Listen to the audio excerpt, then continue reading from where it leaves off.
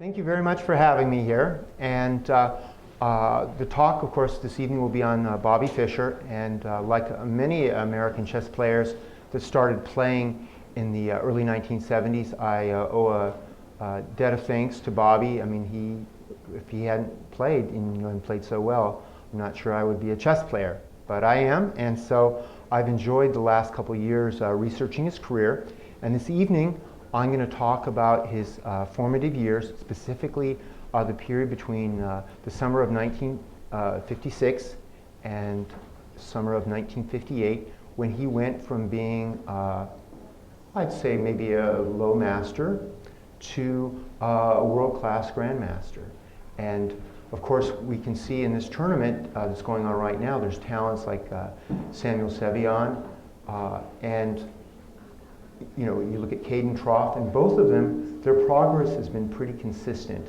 They've steadily progressed, but as you're going to learn this evening, the situation with Bobby Fischer is quite a bit different. His situation is that he was not so strong when he was younger, but then he made a quantum leap, sort of an unprecedented leap in improvement over these 2 years that we're going to discuss. And what I'm hoping to do this evening is to give you an idea of what it was like for him when he was a chess player in coming up. It was a much different situation. There was no Genie and Rex Sinkfeld, unfortunately for him. It was really quite a different environment. There was no more than 3,000 members of the U.S. Chess Federation. Pretty much all the serious players in the country lived in New York. And fortunately for Bobby, that's where he called home. And if you look, we're going to start and take a look at just how small his world was. And the first map we're going to look at, it's Brooklyn. And you see all these little blue dots that are lined up around here. That was basically his world in Brooklyn. And I'm just going to go over a few places that were his haunts. And the first place we're going to look at here, this was his home. And everybody can see the cursor here, I think. This is where he lived at 560 Lincoln Place with his sister, Joan, and his mother, Regina. And he made his home there from principally about 1950 all the way up until about 1970. In the 60s, he would often be traveling. He would occasionally stay at hotels in New York when he wanted some privacy. But by and large, this 560 Lincoln Place those 4 rooms were his hangout. That was his chess cave, if you will. And if we look at a couple more places here, the next place here is where the Abbott Field, where the Brooklyn Dodgers played. And they played there until 1958. And by the way, just for comparison's sake, going from the top of these little markers to the bottom, I'll just use the mouse pad, it'll be a little bit easier. Whoops, Mr. Wizard. There we go. Okay, so, yeah, I think so. So if you look at this distance between these 2 points, it's about a mile. So his world was really, really small. So he could hear the Dodgers whenever they were playing home games. It was right next door for him. Now, going down a little bit, there's the original home of the Hawthorn Chess Club. And this was a club that was formed by John Collins, who went by Jack. And he was to play a very central role in Bobby's life. And when the club met on Hawthorne Street, which is how it got its name, that was not the time that Bobby visited the club. It was only further when it was removed down to Lenox Road that he frequented this club. Right next door to it is Erasmus High School, better known as like the home of Barbra Streisand, Neil Diamond, and Bobby Fischer. And in fact, Barbra Streisand and Bobby Fischer went to Erasmus High School at the same time. The distance between the high school and Jack Collins' home was about 400 yards. And that was really key for Bobby because at lunchtime, he would go over to the Collins house. And that would be where he got his lunch. And Jack Collins, like many a respectable chess player, was a late riser, so that'd be where he'd get his breakfast. Strong chess players in general, if left to their own devices, often wake up in the afternoon. Oftentimes the stronger the player, the more nocturnal they are. just to give you an idea, Maurice Ashley, he just lives on the other side of Prospect Park, which is the large park you see here. So the point I want to get through to you is that when Fischer was spending his junior high and high school days, every noontime he would go over to Jack Collins' house for an hour, when they had lunch break, and he would study chess with him. And when school let out around 4 o'clock, he would just go over there, and he would stay there until 9 or 10 o'clock when his mother or his sister would get off work and they would come pick him up. So this home of Collins, it was really like sort of his second home, if you will. Maybe his first home, actually. Now, the next map we're going to go to is we're going to go to Manhattan. And once again, you're going to find out just how small Bobby's world was. Now, just to eliminate 3 outliers here, we've got 3 locations where the Manhattan Chess Club was during those 2 years. You might wonder why it is that the Marshall Chess Club still exists and celebrates its 100th birthday today, but the Manhattan, which was formed considerably earlier in 1872, doesn't exist. And the reason's quite simple. The Marshall Chess Club bought its own facility and had its own home, and the Manhattan rented. And so it had this kind of odyssey where it just went from location to location, and that was the situation when Bobby first joined it in the 1950s. If we go over here, though, and we start to look at the other locations where Bobby was at, we're going to see the places, but it's going to be the Marshall Chess Club, it's going to be the Four Continents Bookstore where he bought his Russian chess literature, which is over here in the Flatiron District. It's going to be Washington Square Park, where he played a lot when he was young. All these locations are pretty much like in Greenwich Village area near Washington Square Park, easy walk. And all these places here are about a 30-minute subway ride from where he lived in Brooklyn. So everything was nice and compact. Okay, so I'm going to show you some of the places that played an important role in Bobby's life. And the first is Abbott Field. When Bobby was young, he was a baseball player, and like many people in Brooklyn, the Dodgers were his team. Sadly, they would leave in 1958 and move to Los Angeles, and I'm sure that he was heartbroken, as many Dodger fans were. This was approximately 3 blocks from where he lived, so anytime they had a home game, I'm sure he knew when anybody did anything.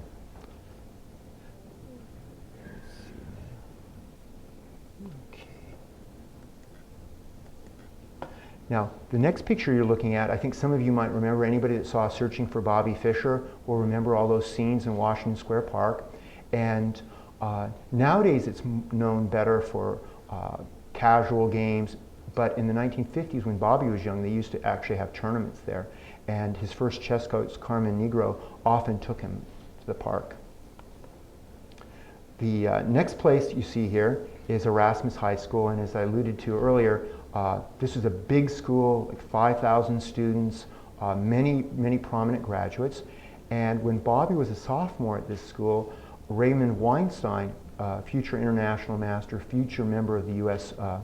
Olympiad team and the student team that won the gold medal, he was a senior. So, nowadays they talk about some of the great high school chess teams that are playing in the National Scholastics, but I rather think Erasmus High School would have had reasonable chances against them. Brooklyn Public Library was one of Bobby's major haunts when he was young. I mean, he just went through all the chess literature they had. In the 1950s, there wasn't the sort of resources that are available now, but what there was available, he digested it and consumed it rapidly. The Marshall Chess Club is one of the few places that you can go to that's, as a Bobby haunt that's still around. Washington Square Park, Marshall Chess Club, they're very close by, and this was a place that he visited regularly. This was also in 1965 when he played the famous tournament in Cuba without leaving the United States, where he played by telex. It was the Marshall Chess Club that was his home base for that event. In that area, near where the Marshall is in Washington Square Park, there were a lot of chess studios at the time. Lisa Lane had one, Mary Bain had one, and Nicholas Rossolimo did as well. And if you go to Thompson Street, you can see the descendants of those clubs. There's still chess shops that are open there.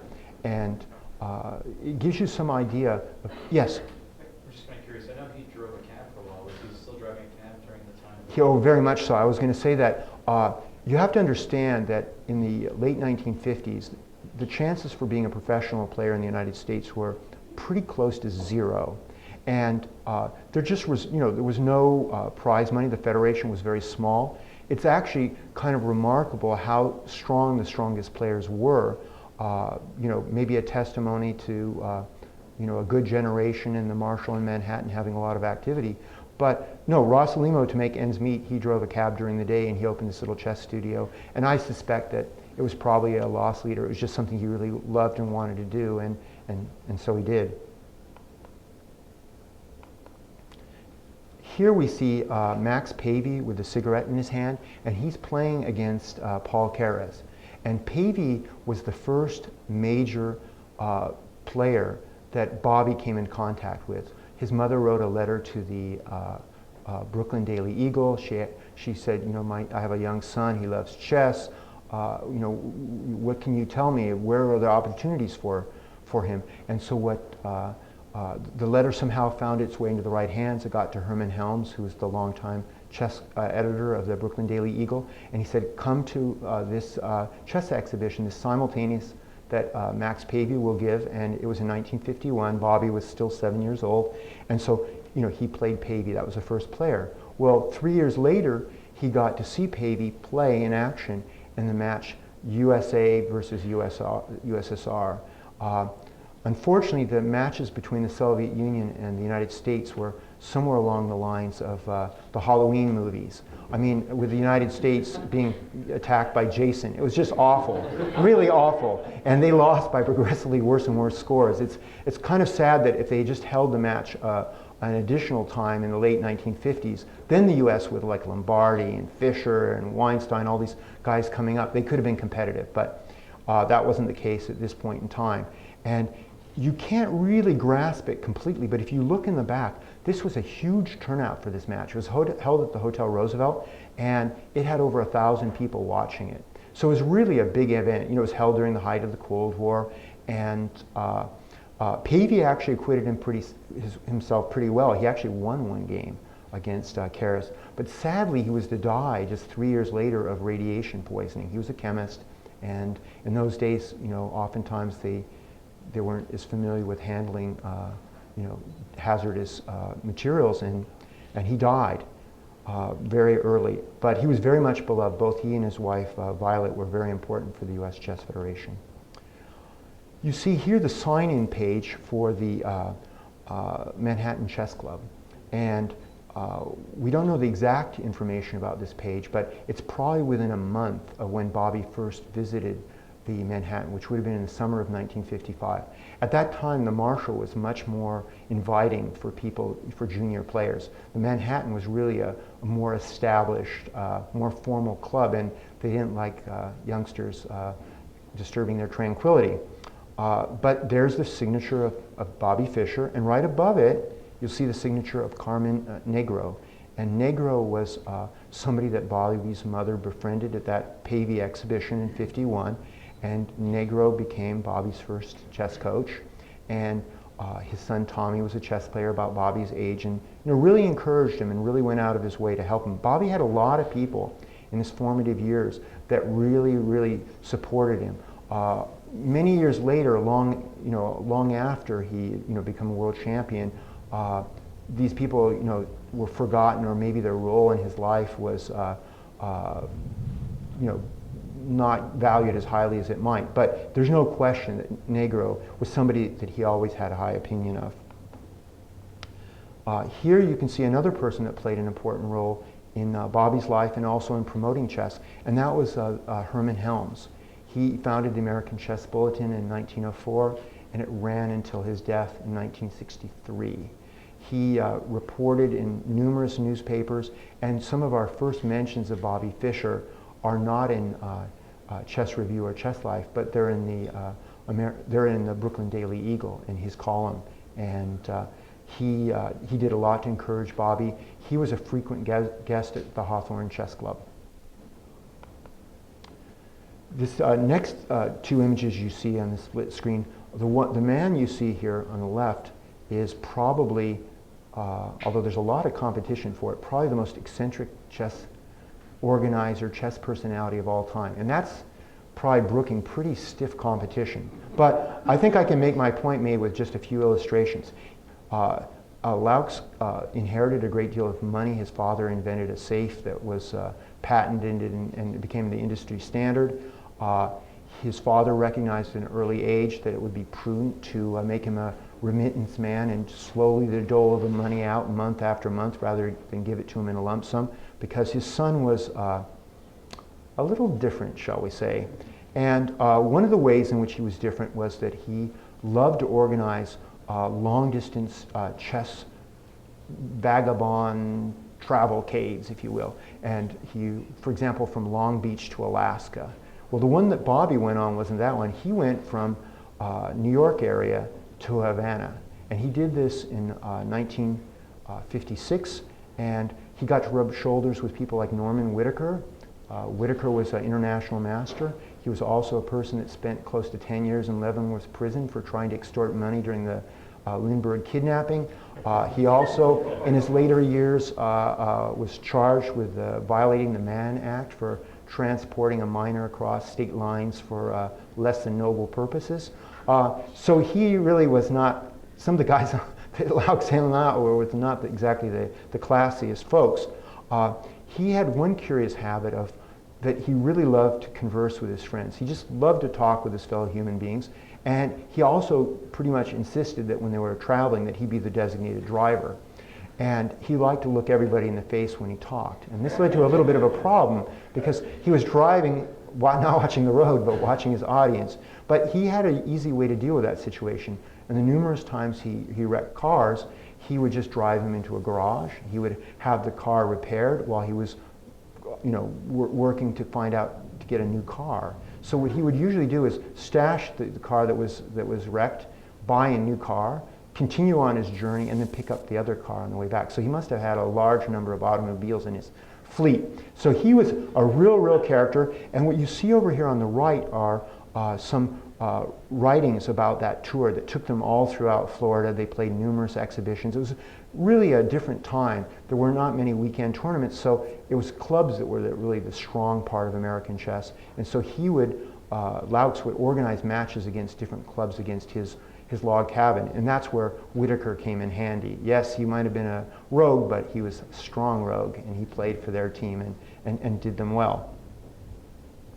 That was Bobby's first major road trip.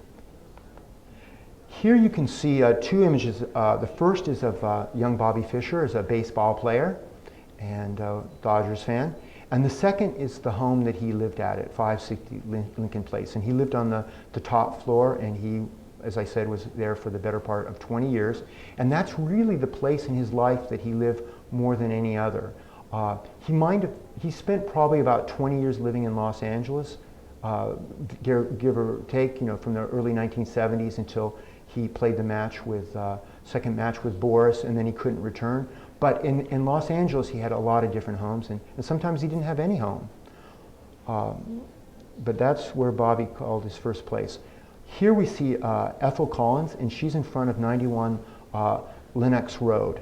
And this was Bobby's de facto home from 1956 to 1958. And if you go, the place still exists, so it's another one of those places that Bobby spent time at that you can actually visit.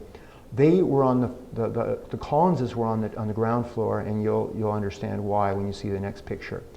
Here you have four people, and the centerpiece is John, as he calls himself, Jack Collins. And he was a person of small size, and also he didn't have the ability to walk. His brain, though, worked just fine. And he was a very friendly, very enthusiastic supporter of chess. His sister, Ethel, she was his companion, if you will. She took care of him. She made it possible for him to live a fuller, more independent life. And if she hadn't been in the picture for her brother, who knows what the situation would have been like for Bobby, because she prepared many delicious meals for him. And over on the left here is Harry Ekstrom, and on the right is Jack Straley-Battelle. And those were two people that were always at the Hawthorn Chess Club. Maybe not quite as much as Bobby, but right after him.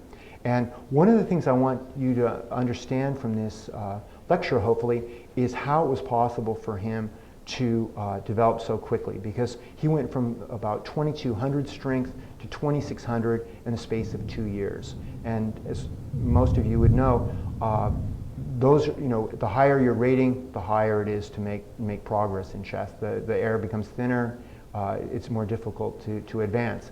And what really made it possible for Bobby in a day when there was no laptop computers, there were no databases, there were no chess engines, there were many fewer tournaments, was this Hawthorn Chess Club.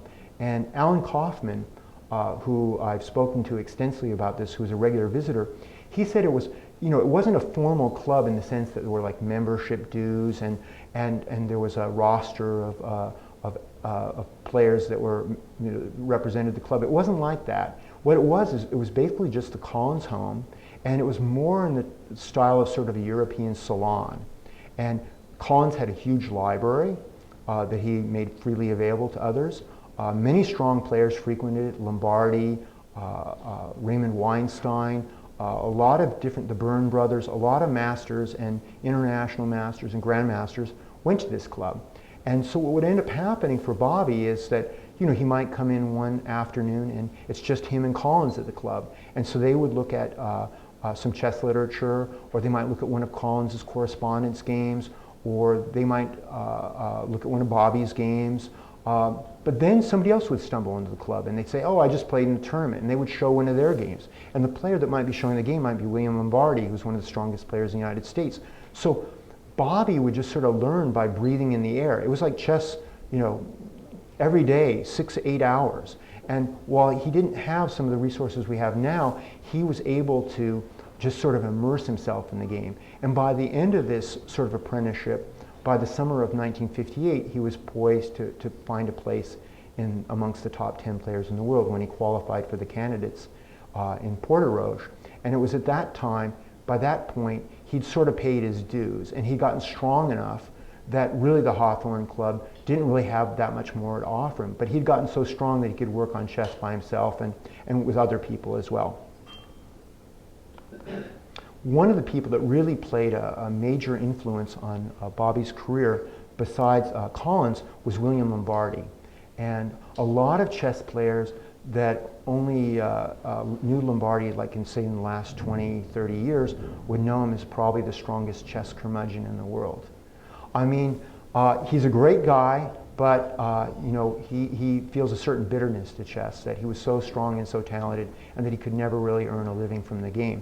Lombardi won the World Junior Championship with a perfect score in 1957, and even after Fischer qualified for the candidates tournament, there were some Soviet players that thought he was a bigger talent than Bobby. And evidence of that would be he played first board for the US team in 1958 in the Olympiad, and he drew with Botvinnik, who was the world champion at the time.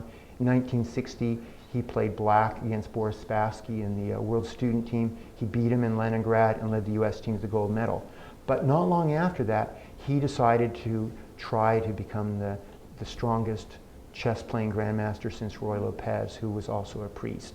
And that, unfortunately, was a vocation that did not work well with chess, and wasn't so easy for him to get. I want to take time off, and I won't be at church on Sunday. I need to play in a tournament, that sort of thing. It just didn't work, So he never really realized his progress, although he still was a very formidable player. Now, this next picture was published in Chess Life magazine, and if any of you read Helge Olafsson's wonderful book about his reminiscences, about his experience with Bobby at the end of his life, you'll recall that in there there's a passage where Olafsson mentions that after Bobby died, a woman mentioned that she was Bobby's first girlfriend. And Olafsson was quite intrigued, and he wanted to try to search and find her, and I was able to. And her name was Judy Winters, and that's her right there wearing that little sailor suit. And here's Bobby. This is in 1956. This is in May, and you can see he's not 6'2" yet, So he and Miss Winters, they spend a lot of their time away from the games, you know, on the boardwalk. So that was Bobby and Puppy Love. Here he is in 1956 again, and he still looks like a little kid, but he's going to change in appearance very quickly. Another place that you can go to that still exists is the Chess and Checker House in Central Park, and this was very close to where the Manhattan Chess Club was located. And this was literally a breath of fresh air for chess players of that time, because anybody that's in this room that played in an American club or tournament pre-1990 knows what the chess clubs were like. I remember myself when I first went to the Tacoma Chess Club in 1972, my parents, when I came home, were like just appalled. They thought I had transformed overnight into a chain smoker. My hair reeked, my clothing reeked, and they were just mortified. But that's the way it was in those days. I mean, when they ended up, the smoking ban came into place in Olympiads, I remember immediately that Egypt and Indonesia dropped in the standings. Their clove and, you know, their indigenous cigarettes were no longer the formidable weapon that they once were before. Here we have another picture from the Hawthorn Chess Club, and if you just go across this way into the other side of this floor, you'll notice that some of the things that were here and in the picture with Lombardi are artifacts that survive to this day. The two chairs, the chess knight, those are artifacts that John Collins donated to the World Chess Hall of Fame, and they're on display in the other room. I like this picture of Bobby. He seems like a very friendly guy, but already you can see he's growing. He's definitely older. This picture is not from 1956. It's probably from like late 57 or so, but the first time he visited the Hawthorn Club was in June of 56. Here you get a better idea of what he looked like. This is from late 1956, and this is the time he played his famous game with Donald Byrne, where he sacrificed his queen in the game one of the games of the century. He played a lot of games of the century. Could have been the game of the year, but they were always games of the century. And here you see him with a very young William Lombardi and Edward Lasker, and then the most important person in the picture. And here you see Maurice Casper, who was a mini Rex and Jeannie Seinfeld. Always the important person in chess is somebody that, you know, is willing to sponsor the activities, and that was the role that Maurice Casper played at that time in American chess. This is a scene from the Manhattan Chess Club, and this is a picture that you can find on the internet, but it doesn't look like this one. It's been cropped. It usually just shows Bobby himself, but I was able, with the help of Alan Kaufman, to identify his opponent, and that was Carl Forster, who's a master, and this was played roughly in the middle of 1956. But you can see again, I mean, Bobby looks younger than his years here. Anybody have a guess who? Well, you can see from the label. This is Edmar's Mednes, and one of the great things that happened for American chess after World War II was the influx of strong players from other countries, and that was particularly true of the Pacific Northwest, where we had our Latvian Americans descend upon us, including Victor Pupils, who still plays to this day. Well, on the East Coast, they also got an invasion from the Baltics. In this case, it was Edmar Mednes. Another player was Charles Calme. So players that really, you know, played in the U.S. Championship, played on our national teams. And here, a young Bobby, with not a lot of extra hair on his head, is playing against, he's watching Edmar Mednes, who, by the way, he was a strong enough junior that in 1955, when Boris Spassky won the World Junior, Mednes was second. And it gives you some idea that if some of these players like Mednes had had the opportunity to pursue chess as a full-time vocation, they could have gone considerably further. Instead, Mednes would just be like an amateur semi-pro player until 1972, when Bobby would play the match and things would transform overnight, and all sorts of book writing and coaching and teaching opportunities would increase the number of professional players in the country from like 2 to like 40 overnight. Here we see Bobby in the spring of 1957, and he is playing against Dr. Irva, former world champion. Irva was no longer at his peak as a player, but he was still a very strong grandmaster, and he was too much for Bobby to handle at that point. Had they just waited another year, roles would have probably been reversed. But at this point, Irva definitely took the better of him, and this picture is from the Manhattan Chess Club.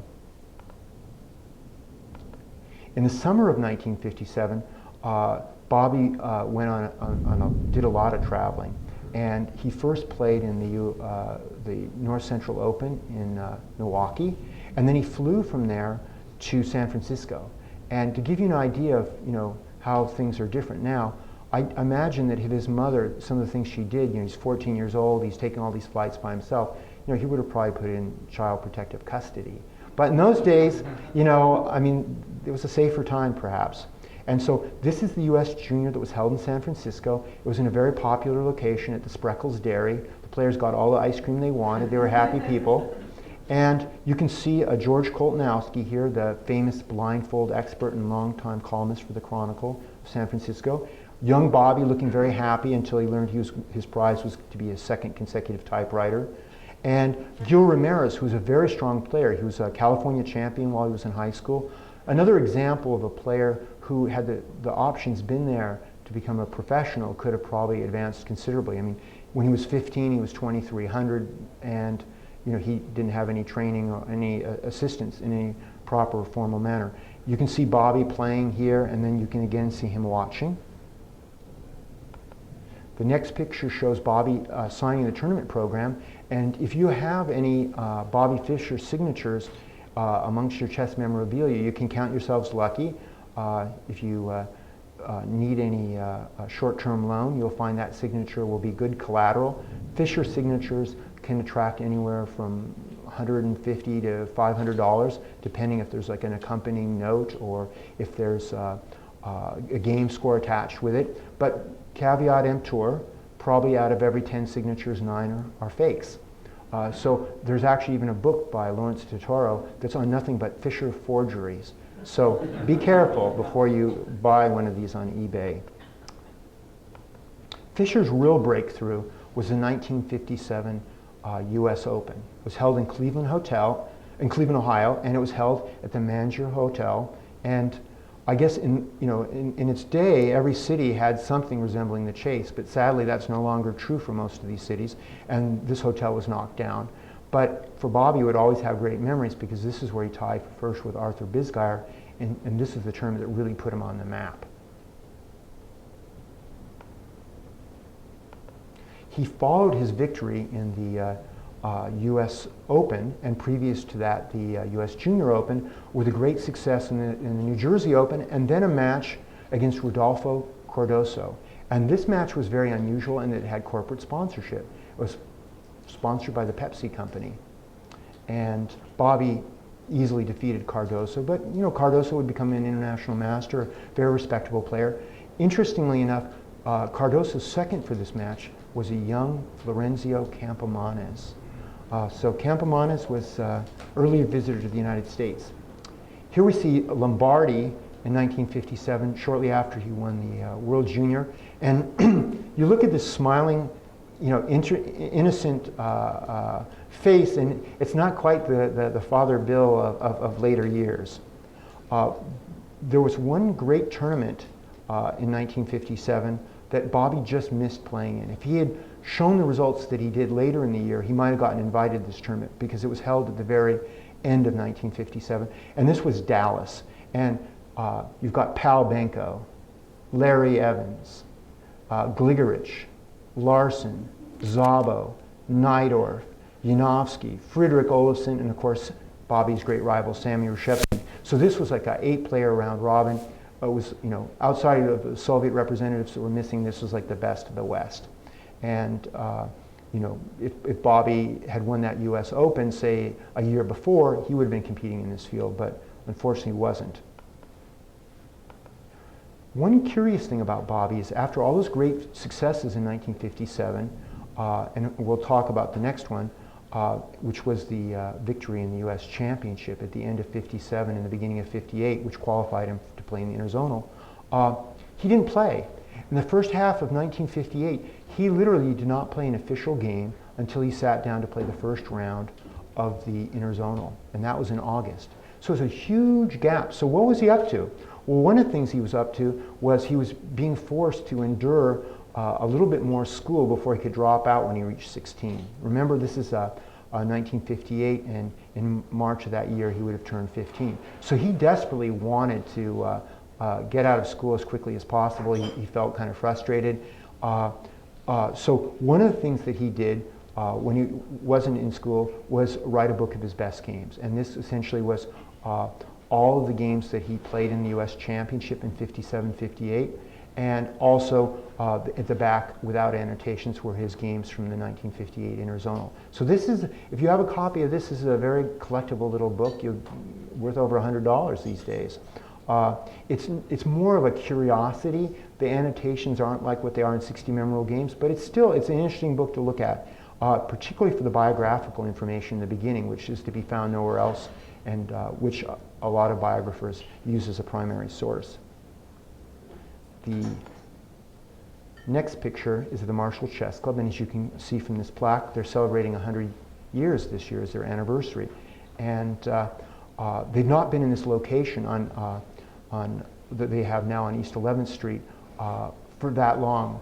Prior to this location, they were at on East 12th, and before that they were at Keene's Chop House when they were founded in 1915. But the thing about the Marshall that makes it very unusual, and certainly much different than the St. Louis Chess Club and Scholastic Center, is that the way this club runs itself is, of course, partially with membership dues, but also with renting out 6 apartments directly above the club's quarters.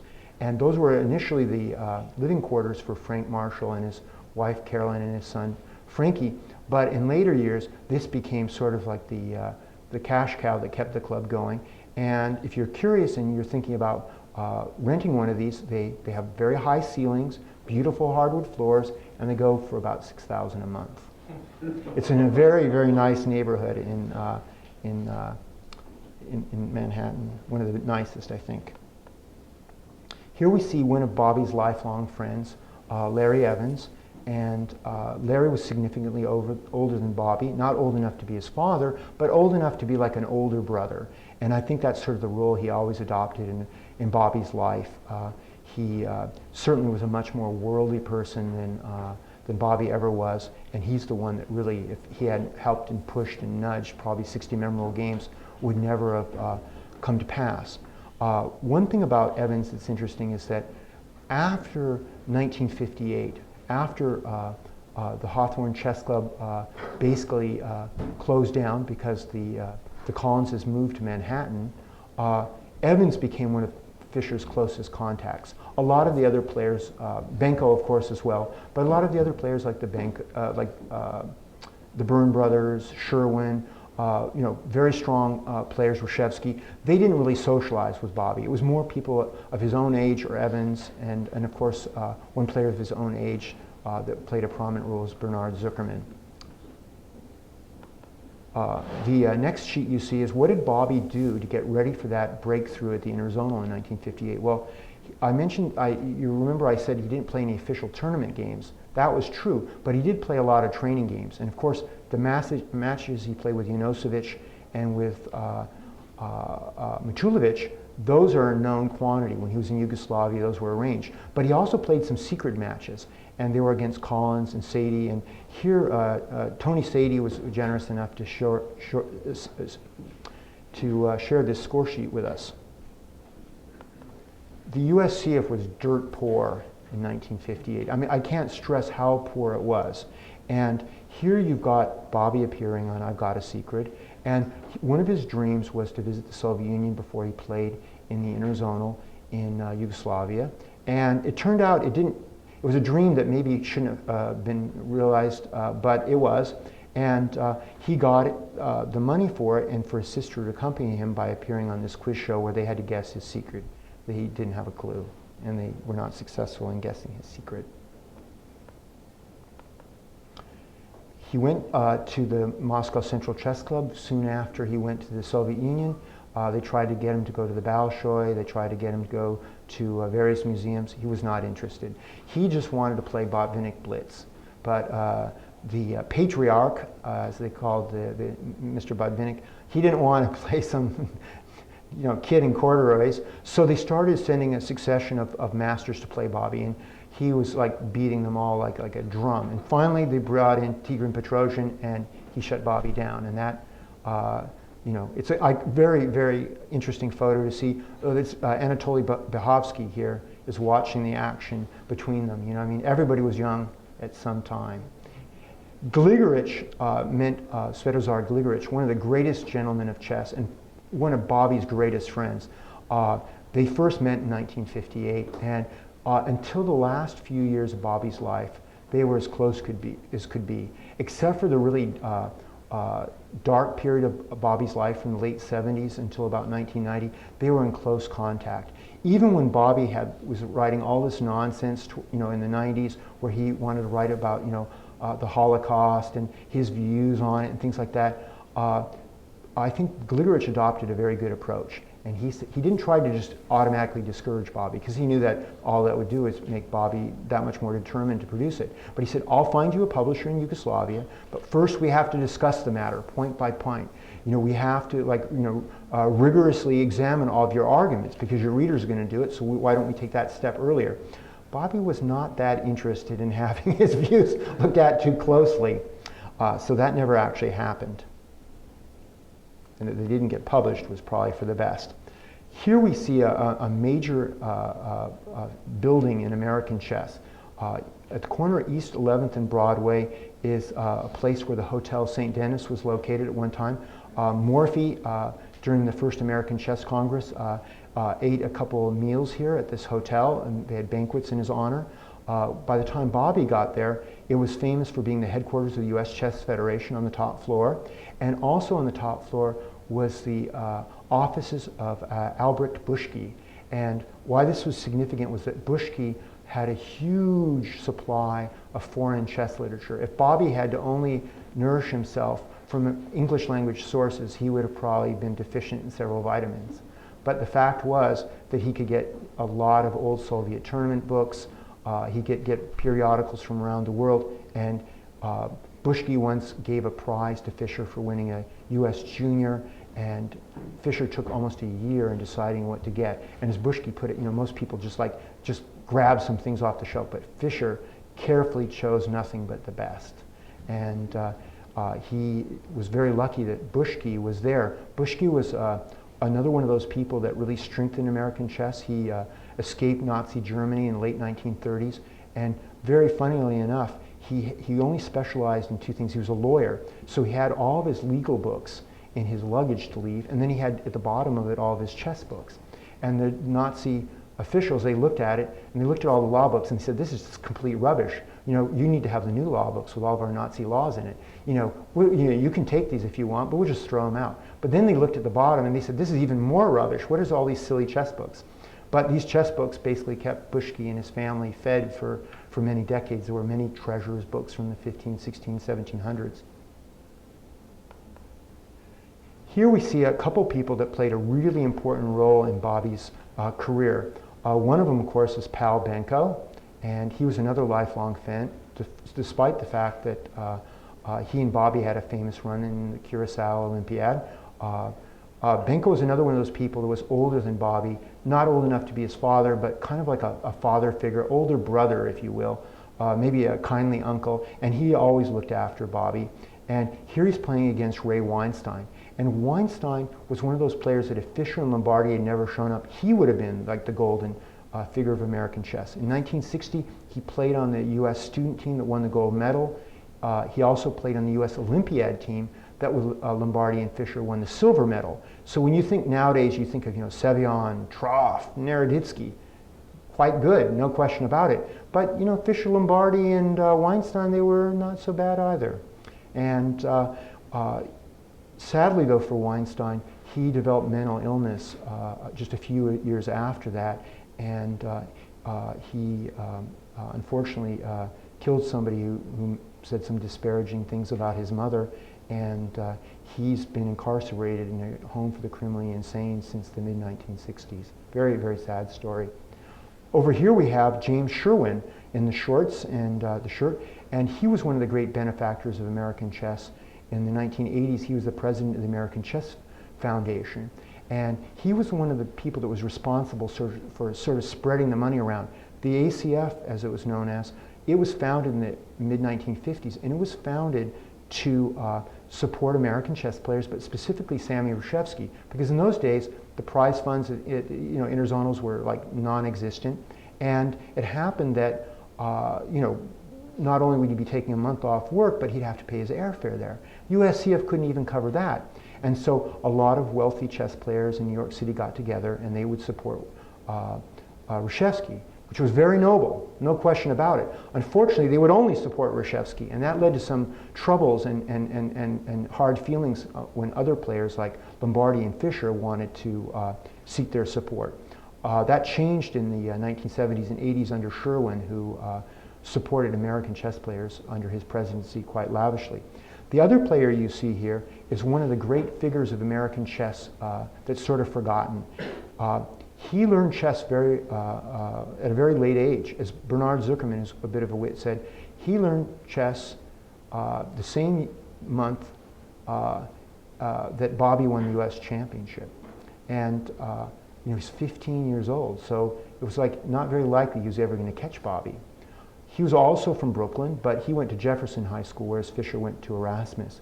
But in the 1960s, they became the best of friends, and he knew an incredible amount about opening theory. They called him Zook the Book, and for good reason. One of the things that was interesting about Zukerman was he was very professional in his approach to the game, whereas Bobby would go to the Four Continents bookstore to get all the Soviet chess literature 3 months late. Zukerman had airmail subscriptions to everything, and he quite rightly thought if he wins one game, it pays for itself. So he was a smart guy, he was a real scholar of the game. He never realized his potential as a player because he preferred more the scientific aspect of the game than the competitive part. But if you look in the exhibit next door, and also if you look at the interview with him, you'll learn a lot of things about Fischer you can't find anywhere else. I mean, he really knew Bobby in the 1960s, and so I encourage you to check out the interview with him that's online.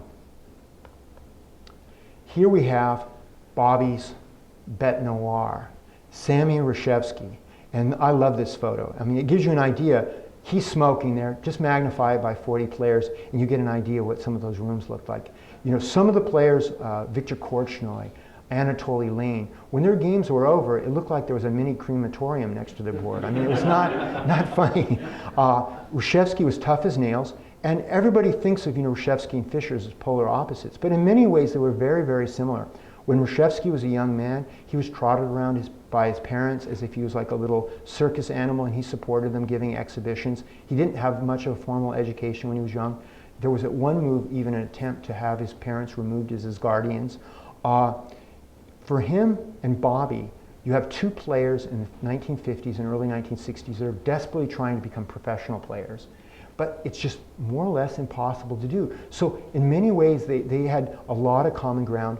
Fischer may not have personally liked Reshevsky, but he had the greatest respect, and you can see that when he made his list of the top 10 chess players of all time in 1964, Reshevsky was right there amongst them. And for good reason. The guy was like tough as nails.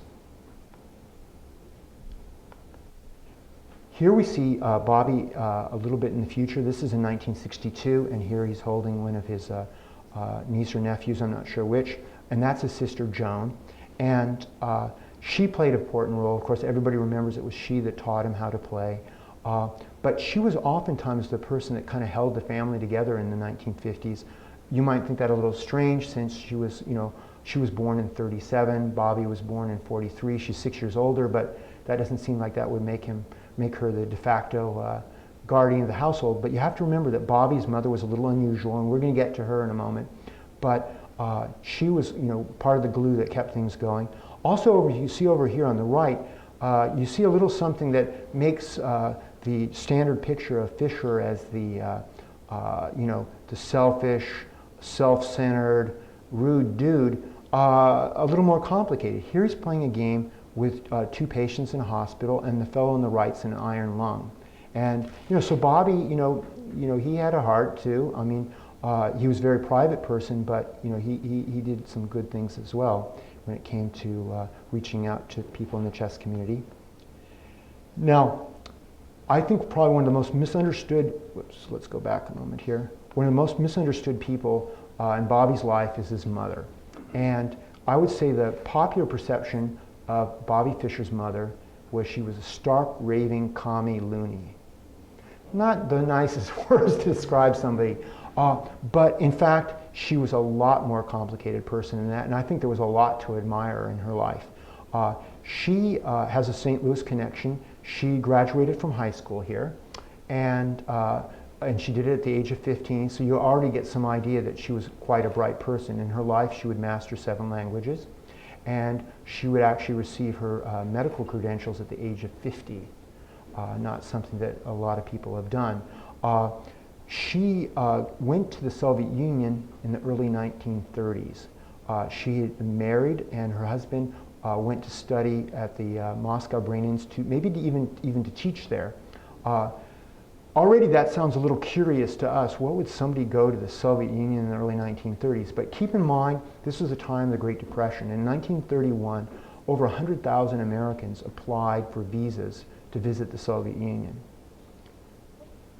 Now, you might think all of them got visas, but they didn't. The Soviets only took about 10% of those. And they were very picky about the people they selected. They looked for agronomists, they looked for scientists. They also looked for skilled auto workers, because Henry Ford had opened an auto plant in Nizhny Novgorod and Gorky. So there's a lot of weird things going on. Also, remember that the United States, we think 2008 was bad, but in the early 1930s, it was more like about 25 to 30% of the people were unemployed. And there were none of the sort of social safety nets that we have now. Social Security wouldn't start till 1935. So a lot of people were really kind of at wit's end, and also information didn't travel fast. So there was this perception for a while like the Soviet Union was like a golden place. It didn't last too long. But you know, there was a reason why she was there. And her daughter Joan was born in 1937, and in 1938 she left. And I must say that that was a very unusual situation. Most of the people that were successful in leaving the Soviet Union that were Americans did so in like the early 1930s, 32, 33. By 38, it was not easy to leave.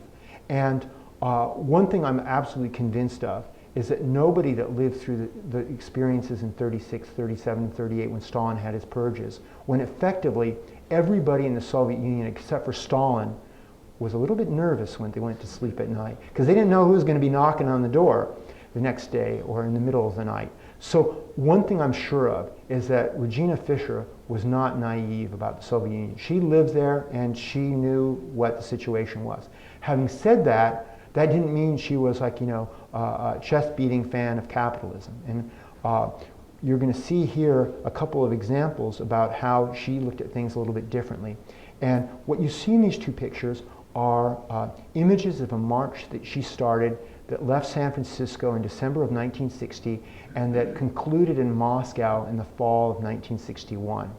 And it was a time of, you know, close to the height of the Cold War. It was a time when a lot of people were nervous about the, you know, atom bomb and about nuclear attacks. You know, remember old duck and cover?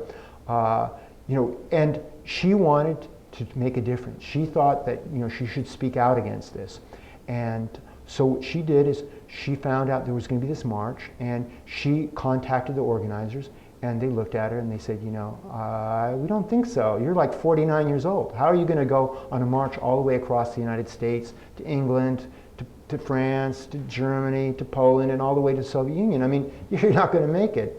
Well, she said, you know, I can take care of myself, and by the way, I speak fluent Russian, and I speak fluent German, and I'm a nurse. And they started to reassess and said, she could be very useful. Well, by the end of it, she outwalked almost all of them. So I always like to say there's that expression, well, she couldn't just talk the talk, she could walk the walk. And that she did. And to give you an example of how sturdy she was, when they arrived in England, and they were planning their trip to France, it was a little more complicated than you might imagine, because it was during the conflict with Algeria.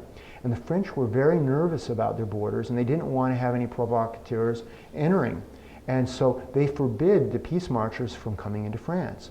And the first sailing, they effectively blocked them. But then the marchers reassessed the situation, and they decided the thing to do was to send off some swimmers off the boat and to act as a diversion for the main ship to be able to land. And one of the 4 people that jumped into the English Channel about a quarter mile out was Regina Fischer. So Bobby's mother was like not your normal person. She was quite a special person, I would say. And she ended up at the end of the march having tea with Mrs. Khrushchev, and she did what she could for world peace. And then she got married to Cyril Pustin, a fellow peace marcher, about 15 years her junior. And then she went to study medicine. But where did somebody that's 50 years old go to study medicine? In the 1930s, as a woman and as somebody of Jewish ethnicity, she was not going to be able to practice medicine in the United States. She would not get into any medical school. There were quotas for Jews. There were quotas for women, even sterner. It just wasn't going to happen. So she had to delay her medical studies, and she waited to 1961, and she didn't have much money, so she studied medicine in East Germany. Very unusual situation, but she got a degree, and then later she worked as a pediatrician in England, in the inner cities. She went to Nicaragua, she went to Panama. I mean, she had a good heart. You might not agree with all of her politics, but she was definitely a person of conviction, and she was a person that always loved Bobby and supported him, although he didn't always appreciate some of the ways she did it. If you Google online, you'll see some pictures of her chaining herself to the fence at the White House, trying to raise money for the U.S. team to play in the Leipzig Olympiad. Bobby agreed they needed money, but he didn't like that sort of approach. Now, the final picture we have here is from the late 1950s, and you can again see Bobby, and he's playing here against Sammy Reshevsky.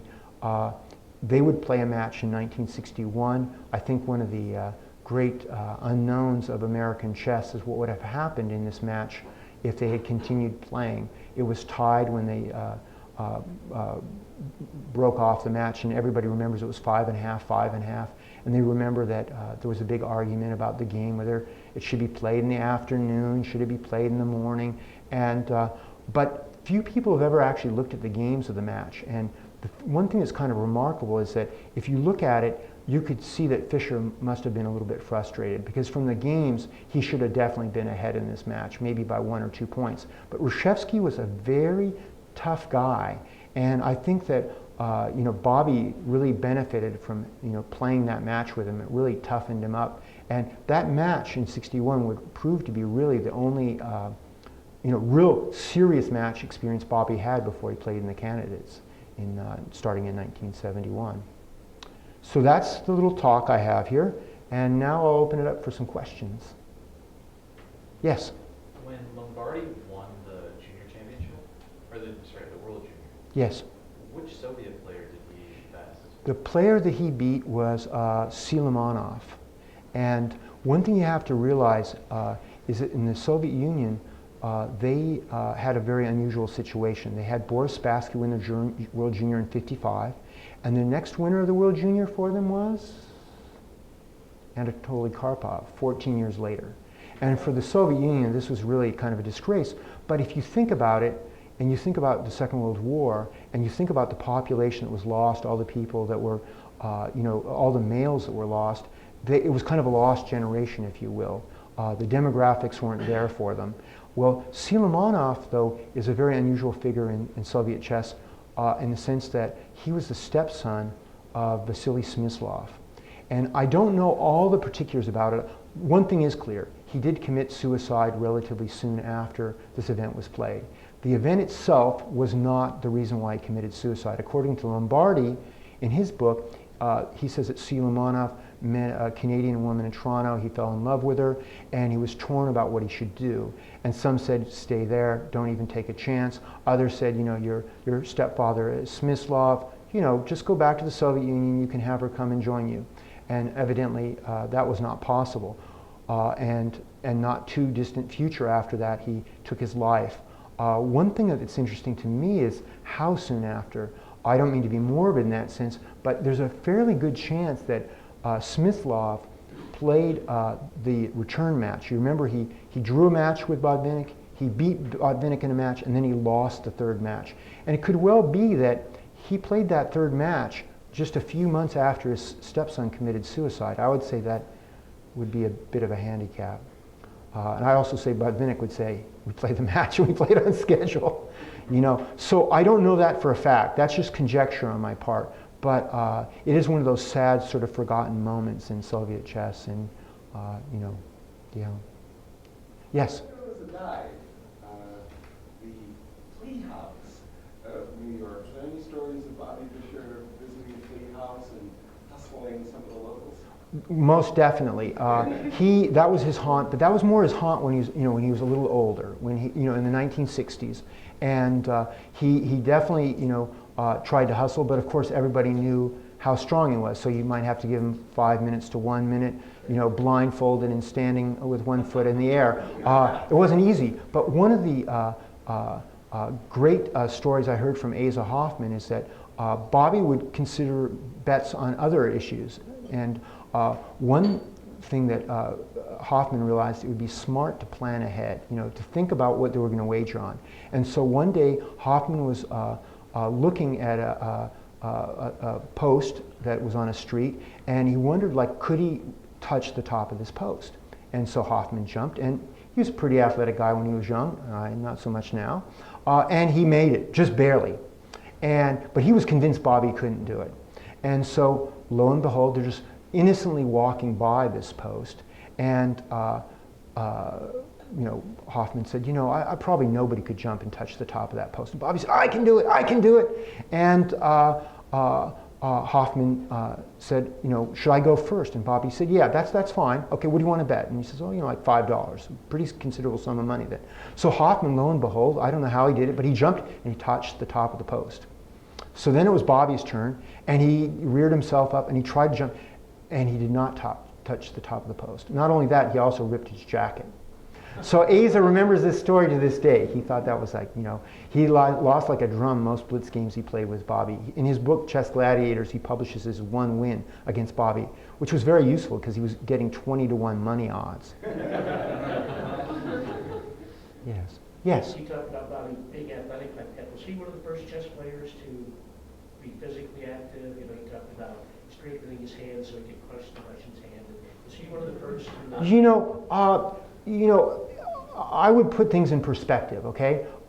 There's no question about the fact that he was an incredible walker. He was a big guy, and he just loved to walk. I mean, Walter Brown describes, you know, being in the middle of Central Park after they were playing a little bit of softball with Jim Buff, and walking from like 76 to 14th, which, if you know New York blocks, that's, you know, probably, I guess, about 3 miles. And Fischer was just like floating along, and Brown was kind of jogging to keep pace with him. And, you know, they were, you know, both young guys in good shape. So he remembers that, and of course there's all those pictures, you know, of Bobby at Grossinger's.